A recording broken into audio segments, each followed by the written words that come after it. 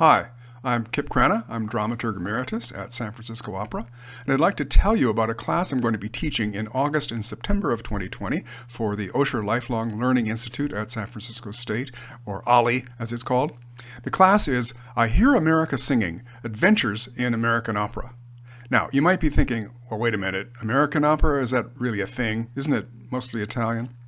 Well, it's true that American composers followed European models at the beginning, but it wasn't long before they were striking out in really interesting new directions. Here's a distinctive example that I'm sure is familiar to you.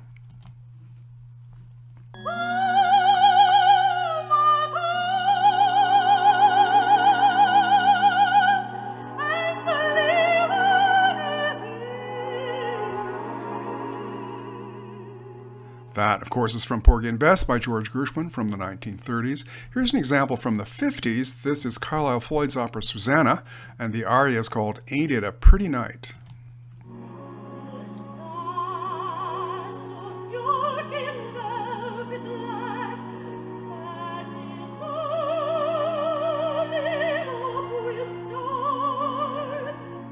And here's an example from the 1980s. This is John Adams' Nixon in China, and the aria is News, News, News.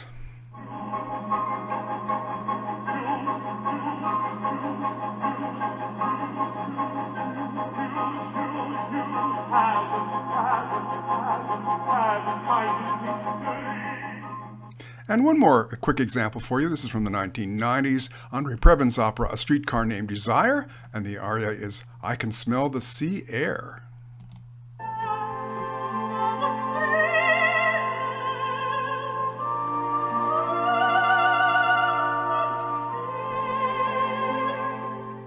Those are just some quick examples of the rich panoply of stuff we'll cover in class. I was using audio here, but we'll use video in class with subtitles. Even though everything's in English, we'll have the English subtitles to make sure you get the words for sure.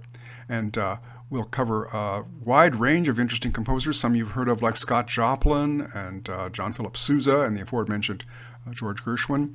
We'll look at mid-century masters like Giancarlo Menotti and Leonard Bernstein and Samuel Barber.